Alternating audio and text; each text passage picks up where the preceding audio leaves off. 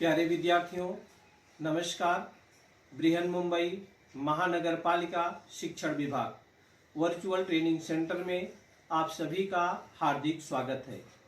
आपका वर्चुअल मार्गदर्शक जयप्रकाश आर मिश्रा। चलिए हम सीखने के लिए तैयार हो जाते हैं। आज हम लोग कक्षा 10वीं विषय विज्ञान और प्रौद्योगिकी भाग 2, जिसको हम साइंस एंड टेक्नोलॉजी पार्ट 2 बोलते हैं, प्रकरण है अपना कोशिका विज्ञान एवं जैव प्रौद्योगिकी भाग 3 सीखेंगे।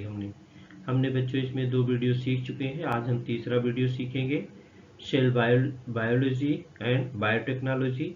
इस पूरे प्रकरण में क्या क्या है, एक नज़र उस पर हम डाल लेते हैं बच्चों। ये देखिए, कोशिका विज्ञान एवं जैव प्रौद्योगिकी में सेल बायोलॉजी एंड बायोटेक्नोलॉजी में हम लोग कोशिका विज्ञान के बारे में सीख चुके हैं। सेल बायोलॉजी, साइटोलॉजी जिसको बोलते हैं, मात्र कोशिका, मूल कोशिका के भी बारे में हमने सीखा है। स्टेम सेल्स, जैव प्रौद्योगिकी और उसके व्यवहारिक उपयोग के बारे में हम सीख रहे हैं। बायोटेक्नोलॉजी एंड इट्स एप्लीकेशन, कृषि विकास के महत्वपूर्ण सोपान हैं। Development of agriculture. तो हमने पहले वीडियो में क्या क्या सीखा था हम लोगों ने। हमने कोशिका विज्ञान के बारे में सीखा था, मूल कोशिका संशोधन के बारे में सीखा था, मूल कोशिकाओं के उपयोग के बारे में, अंग प्रत्यारोपण के बारे में भी हम लोगों ने सीखा था। दूसरे वीडियो में हम लोगों ने जैव प्रौद्योगिकी में मुख्य रूप से किन बातों का समावेश होता है उसके बारे में जाना था। जैव प्रौद्योगिकी के लाभ देखा था और जैव प्रौद्योगिकी के व्यवहारिक उपयोग, पशु संवर्धन और मानव स्वास्थ्य, ये सब के बारे में हम लोगों ने सीखा था। आज हम इस वीडियो में रोगोपचार, इंटरफेरॉन, जनिकी उपचार, क्लोनिंग, उपचारात्मक क्लोनिंग, औद्योगिक उत्पाद, पर्यावरण और जैव प्रौद्योगिकी, कृषि विकास के महत्वपूर्ण सोपानों के बारे में हम लोग जानकारी प्राप्त करेंगे। तो मानव स्वास्थ्य, ह्यूमन हेल्थ के बारे में, टीका और टीकाकरण के बारे में, खाद्य टीके हमने कहा ये भी हमारे बन रहे हैं। हम रोगों का उपचार, हमने आपको बताया था कि निदान और उपचार, अगर निदान मालूम हो गया कि क्या हमको रोग हुआ है तो उसका उपचार जो होता है किया जा सकता है। निदान लक्षण के द्वारा हमको मालूम होते हैं। अभी तो अपनी टेक्नोलॉजी इतने आगे हो गई है कि हमारे बहुत सारे हमारे अंग में, अंदर के बाहर में क्या हुआ है वो टेक्नोलॉजी के द्वारा हम पता पा जाते हैं। और सही टाइम पर अगर हम डॉक्टर के पास चले जाते हैं तो बड़े से बड़े रोग का इलाज आसानी से संभव हो पाता है। तो ट्रीटमेंट में, जिसको ट्रीटमेंट बोलते हैं रोगोपचार, जिसे बच्चों हमने आपको बताया, तो रोगोपचार में इंसुलिन है, सोमटोट्रापिन है, ये वृद्धि के संप्रेरक, रक्त को जमाने वाले घटक, इनके निर्माण में भी जैव प्रौद्योगिकी का उपयोग किया जाता है। इंटरफेरॉन क्या है बच्चों? यह छोटे आकार वाली प्रोटीनों का समूह है जो विषाणुजन्य रोगों के उपचार हेतु उपयोग में लाया जाता है और इसका निर्माण कहाँ होता है? रक्त में होता है। लेकिन अब जैव प्रौद्योगिकी की सहायता से जनुकीय दृष्टि से उन्नत जीवाणु ई कोलाई का उपयोग इंटरफेरॉन के निर्माण के लिए, ये चित्र आप देख रहे हैं, ई कोलाई का उपयोग इंटरफेरॉन का निर्माण करने के लिए किया जाता है। जनुकीय उपचार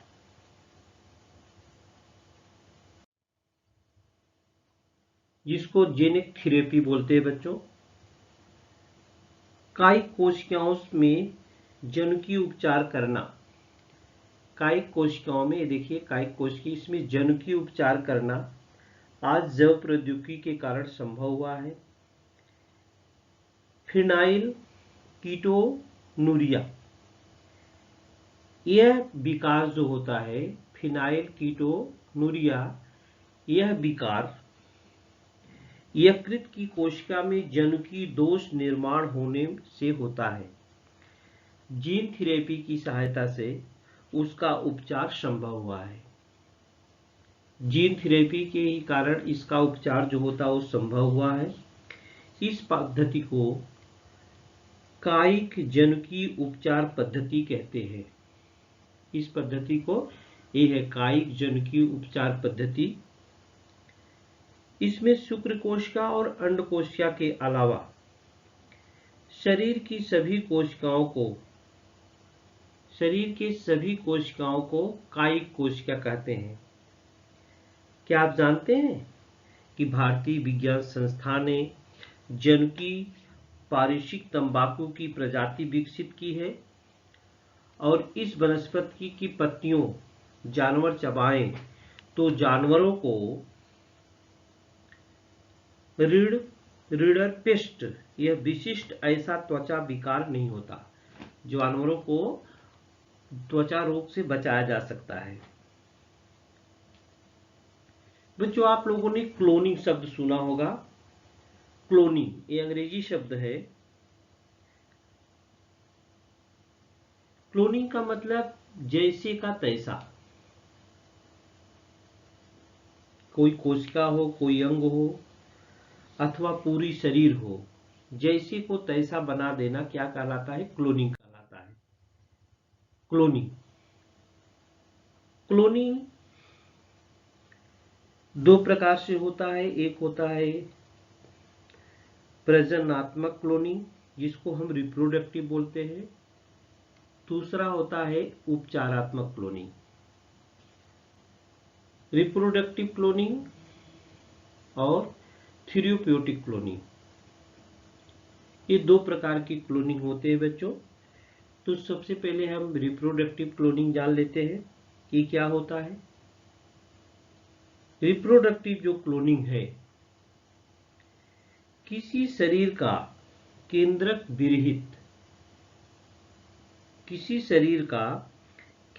विरहित स्त्री बीज और दूसरे शरीर का कायिक कोशिका का केंद्रक, इनके संयोग से क्लोन जन्म लेता है। मतलब नए सजीव के निर्माण के लिए नर के शुक्र कोशिका की आवश्यकता नहीं होती।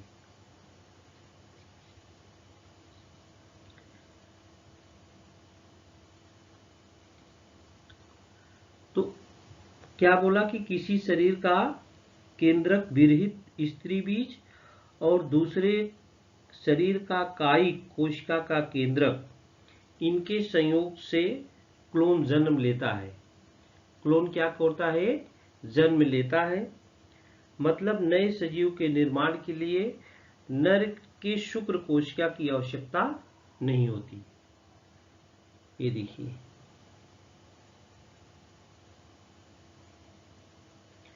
दूसरा जो है वो है उपचारात्मक क्लोनिंग।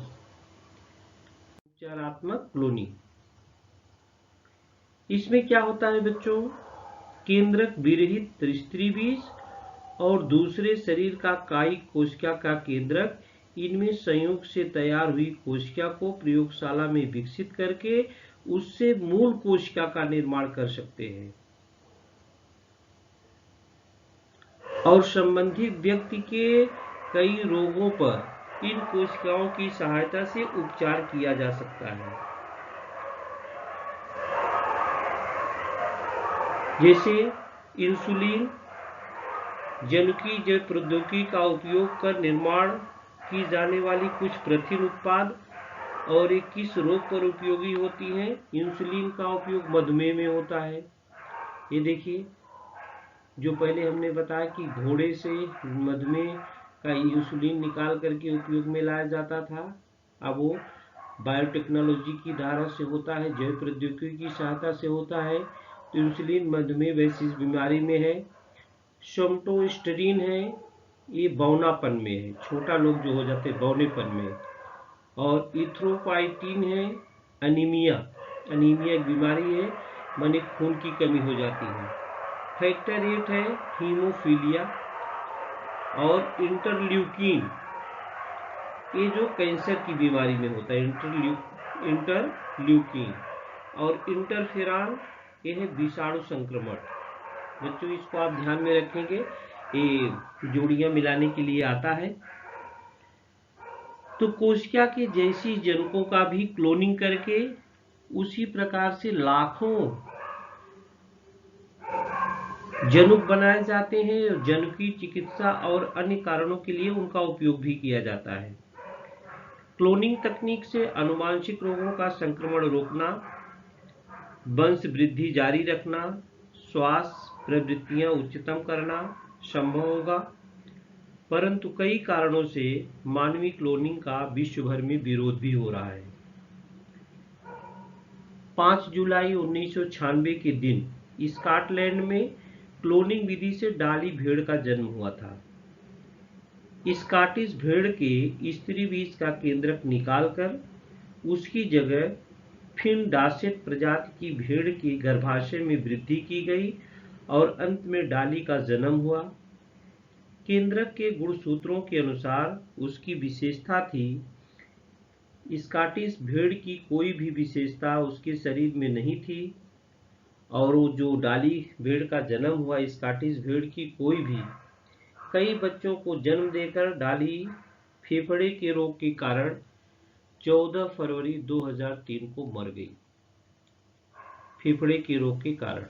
ये देखिए एकदम ज्यों का त्यों है, जैसी आकृति बड़े वाले की है वैसी आकृति क्या है, छोटे वाले की भी, माने ज्यों का त्यों, जिसको हम क्या बोलते हैं बच्चों, ज्यों का त्यों। यहाँ इंसुलिन का उपयोग आपने देखा मधुमेह में किया जाता है। सोमटोस्टेरिन का प्रयोग बौनापन में किया जाता है।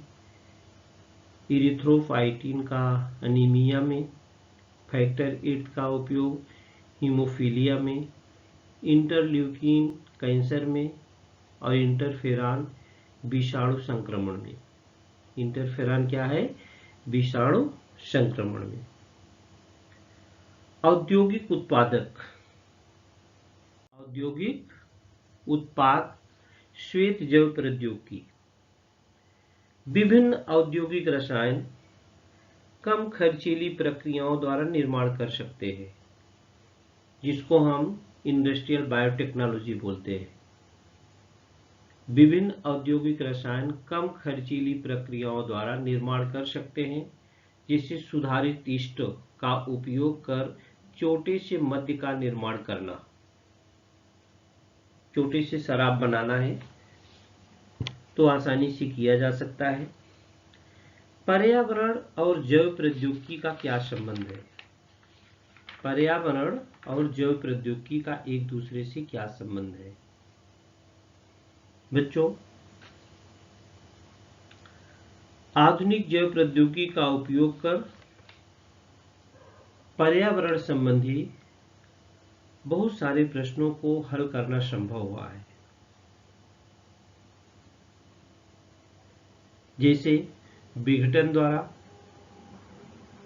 अनुपयोगी निष्कासित जल और ठोस कचरे पर प्रक्रिया करके सूक्ष्म जैविक प्रौद्योगिकी का उपयोग पहले से किया जा रहा है। ऐसा निष्कासित जल नदियों, प्राकृतिक जल स्रोतों में प्रवाहित करने से कार्बनिक द्रव्यों का ऑक्सीकरण होता है, जिससे नदी के पानी में घुलनशील ऑक्सीजन उपयोग में लाने से उसकी मात्रा कम हो जाती है। इसका उपाय है कि जैव प्रौद्योगिकी की सहायता से निष्कासित जल के कार्बनिक घटकों का पहले ही ऑक्सीकरण करके ऐसा प्रक्रिया किया हुआ निष्कासित जल नदियों में छोड़ना चाहिए, तो नदी में जो जीव जंतु हैं उनको कोई परेशानी नहीं होगी।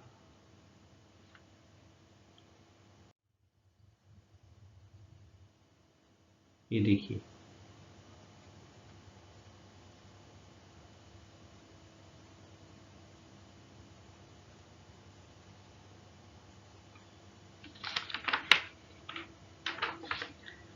ठोस कार्बनिक निरुपयोगी पदार्थों पर प्रक्रिया करके कंपोस्ट खाद बनाते समय भी बड़ी मात्रा में सूक्ष्म जीवों का उपयोग किया जाता है। नए जैविक तकनीक विधि में जैव उपायोजन, जैव कीटनाशक, जैव खाद, जैव संवेदकों आदि का समावेश होता है। जैव उपायोजन अर्थात वनस्पति और सूक्ष्म जीवों जैसे सजीवों का उपयोग कर जल, निष्कासित जल, प्रदूषित भूमि, इनके विषैले रसायन और प्रदूषणों को नष्ट करना अथवा अवशोषित कर लेना। इसके लिए वनस्पतियों का उपयोग किया गया है। उसे फाइटो रिमेडिएशन कहते हैं। इसे क्या कहते हैं? यहाँ पर पायरो रेडिमेडिएशन लिखा है, कहते हैं।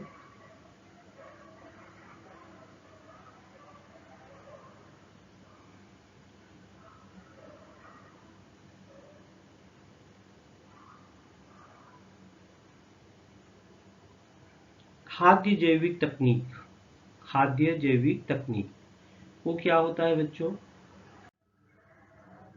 खाद्य जैविक तकनीक, फूड बायोटेक्नोलॉजी। आप बाजार में पाव, चीज, मद्य, बियर, दही, विनेगर आदि खाद्य पदार्थों का निर्माण सूक्ष्म जीवों की सहायता से किया जाता है।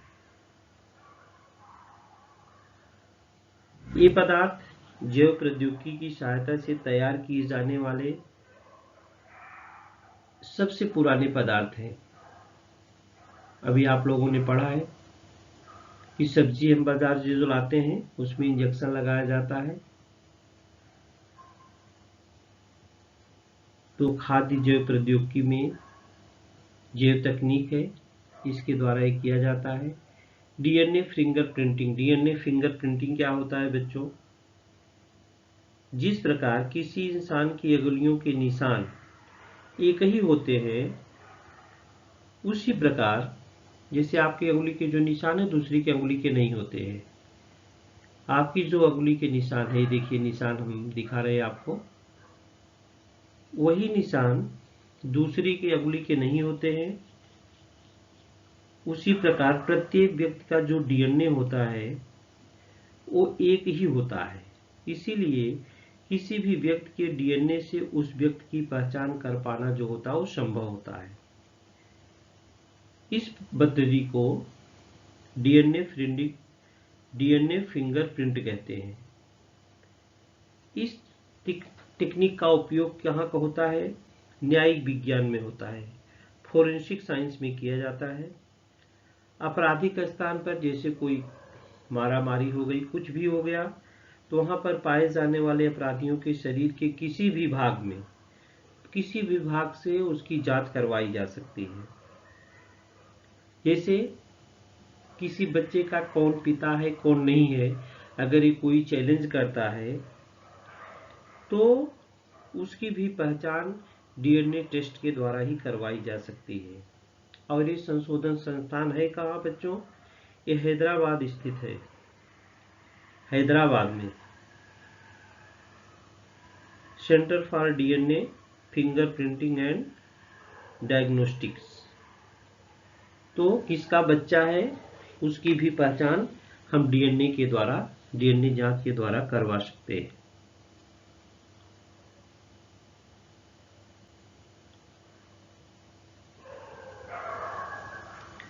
तो इसका उपयोग फोरेंसिक साइंस में और जो आपराधिक स्थान पर पाए जाने वाले अपराधियों के शरीर के किसी भी भाग से उसकी पहचान हम कर सकते हैं।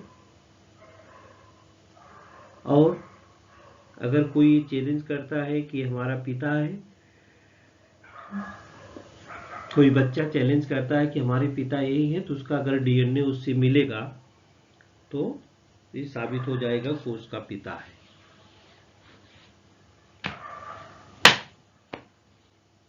कृषि विकास के महत्वपूर्ण सोपान क्या है बच्चों? कृषि विकास के महत्वपूर्ण 3 सोपान हैं। एक हरित क्रांति है, दूसरा श्वेत क्रांति है और तीसरा नील क्रांति है। हरित क्रांति जो बच्चों ग्रीन रिवॉल्यूशन बोलते हैं और श्वेत क्रांति को व्हाइट रिवॉल्यूशन बोलते हैं, नील क्रांति को ब्लू रिवॉल्यूशन बोलते हैं।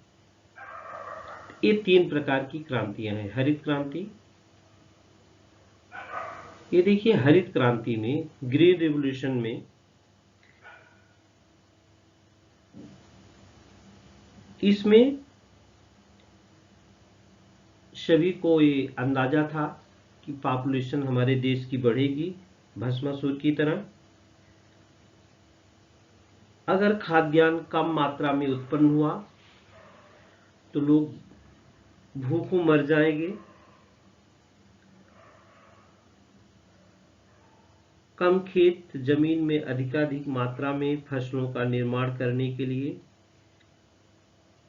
जो विधि अपनाई गई, उस विधि को ही सामूहिक रूप से हरित क्रांति कहते हैं। गेहूं और धान की सुधारित छोटी प्रजाति, खाद और कीटनाशकों का उचित उपयोग, जल व्यवस्थापन, इन सभी बातों के कारण खाद्यान्न के उत्पादन में वृद्धि होकर अधिक जनसंख्या भूखमरी से बच गई। हरित क्रांति में डॉक्टर नॉर्मन बोरलॉग अमेरिका के थे और doctor M S Swaminathan Bharat के थे। इनका हम चित्र आपको अभी दिखाएंगे। दूसरा जो श्वेत क्रांति है बच्चों, श्वेत क्रांति दुग्ध उत्पादन से मतलब है। इसमें भारत का कुछ भाग बहुत सघन था, उनसे जो दूध मिलता था उसको सभी जगह पर उपयोग में लाना पर्याप्त नहीं था। इसलिए सहकार एवं जैव तकनीक के माध्यम से दूध उत्पादन के व्यवसाय को जोड़ा गया और यह एक स्वतंत्र व्यवसाय के रूप में जाना जाता है। और ये सब किया क्या कौन? डॉक्टर वर्गीस कुरियन ने। गुजरात राज्य के आनंद सहकारी दुग्ध उत्पादन के इस आंदोलन को इन्होंने एक अलग ऊंचाई पर ही पहुंचाया है। दूध से बनने वाले जितने भी पदार्थ हैं वो हमको पर्याप्त मात्रा में मिल जाते हैं। दूध उत्पादन में स्वयं पूर्णता प्राप्त करते हुए उसमें गुणवत्ता नियंत्रण, अन्य दूधजन्य पदार्थों का उत्पादन, उनका जतन, इस पर जैव तकनीक का पर्याप्त उपयोग कर नए नए प्रयोग किए जा रहे हैं।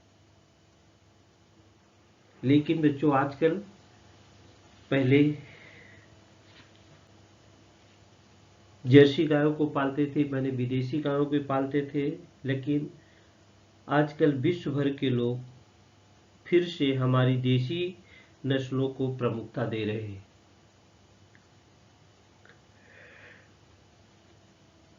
तीसरी जो क्रांति आई उसको बोलते हैं नील क्रांति, ब्लू रिवॉल्यूशन। नील क्रांति में मतलब होता है पानी का उपयोग करके जो जलचर प्राणी हैं, जो जल में रहने वाले हैं, उन सजीवों का निर्माण करना। पूर्व के एशियाई देशों में जो उनको खेत होते थे, तालाब होते थे, उसमें लोग काफी मात्रा में मछलियों का पालन करते थे। केवल ये पालन पोषण मछलियों तक नहीं रहा, और भी जलचर प्राणी जो है सबको बचाने में उपयोग में लाया गया।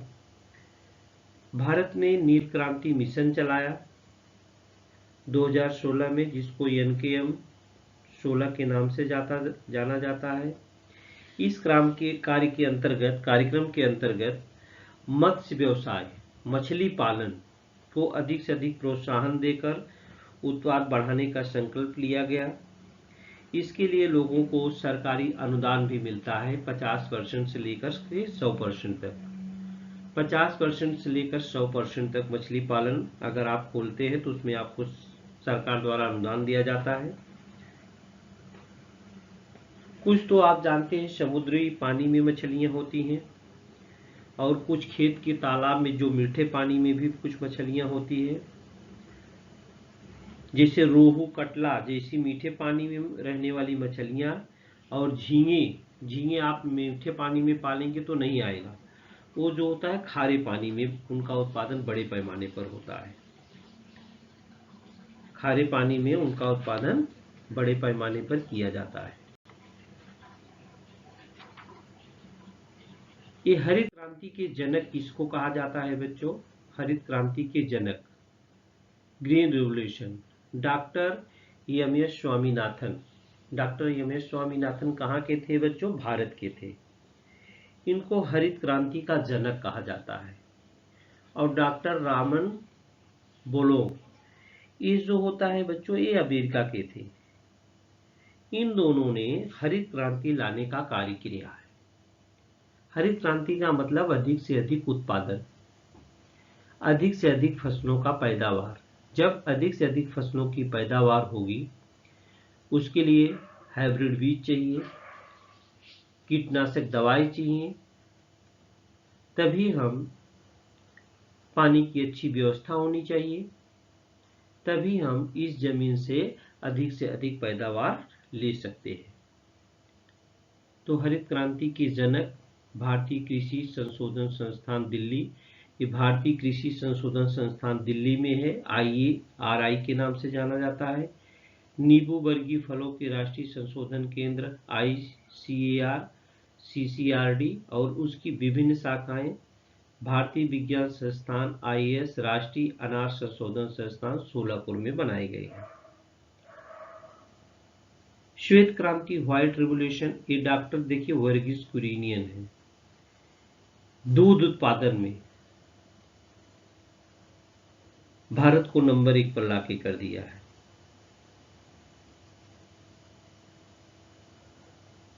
दूध उत्पादन में स्वयं पूर्णता प्राप्त करने हुए तो उसमें गुणवत्ता नियंत्रण, अन्य दुग्धजन्य पदार्थों का उत्पादन और उसका जतन जैव तकनीक की सहायता से किया जाता है। डॉक्टर वर्गीस कुरियन। नील क्रांति, ब्लू रिवोल्यूशन, भारत सरकार ने नील क्रांति मिशन 2016 में NKM16 के नाम से चालू किया है। इसमें मत्स्य पालन को बहुत बढ़ावा दिया गया है बच्चों। अगर आप मछली पालते हैं तो आपको 50% से लेकर हमने बताया 100% तक सरकारी अनुदान प्राप्त हो जाता है। माने आपको अपने पास से कुछ पैसे लगाने नहीं है और आपकी कमाई अच्छी हो सकती है। उसकी सारी व्यवस्था कौन करता है? सरकार करती है। आगे है बच्चों, हम फर्टिलाइजर्स के बारे में बताएंगे। कीटनाशक, ऑर्गेनिक फार्मिंग, एपीकल्चर, औषधि वनस्पतियों का रोपण और फल प्रक्रिया उद्योग, और कुछ स्वाध्याय के प्रश्न हैं, उसको हम लोग चौथे वीडियो में देखेंगे। उसको हम किस वीडियो में देखेंगे बच्चों? चौथे वीडियो में देखेंगे। तो आज हम लोगों ने इस वीडियो में क्या क्या देखा, एक बार हम उसको बोल देते हैं। हम लोगों ने रोगोपचार के बारे में देखा, इंटरफेरॉन, जनुकीय उपचार, क्लोनिंग, उपचारात्मक क्लोनिंग और रिप्रोडक्टिव क्लोनिंग को देखा। औद्योगिक उत्पाद, श्वेत जैव प्रौद्योगिकी, पर्यावरण और जैव प्रौद्योगिकी के अंतर्गत हम लोगों ने खाद्य जैव तकनीक देखा, जो अपने पाव, चीज, मद्य, बियर, दही, विनेगर बनते हैं। इसमें सब में जैव प्रौद्योगिकी की सहायता से तैयार किए जाते हैं। DNA फिंगरप्रिंट देखा और कृषि विकास के महत्वपूर्ण सोपान में 3 सोपान आप लोगों ने देखा, हरित क्रांति, श्वेत क्रांति और नील क्रांति। तो हरित क्रांति के जनक हमने किसको बताया? Doctor M S. स्वामीनाथन और डॉक्टर नॉर्मन बोलांग को। और श्वेत क्रांति के जो जनक कहे जाते हैं डॉक्टर वर्गीस कुरियन। और नील क्रांति का स्थापना जो भारत सरकार ने नील क्रांति मिशन से किया है, जिसमें मछली पालन के अलावा और भी जलचर प्राणी जो है उनकी भी सहायता इसमें की जाती है, उनको भी पाला जाता है। बहुत सारे प्राणी हैं जो जलचर हैं, जो पानी में रहते हैं, जो पानी में रहते हैं। तो बच्चों, इस वीडियो में आज के लिए इतना है।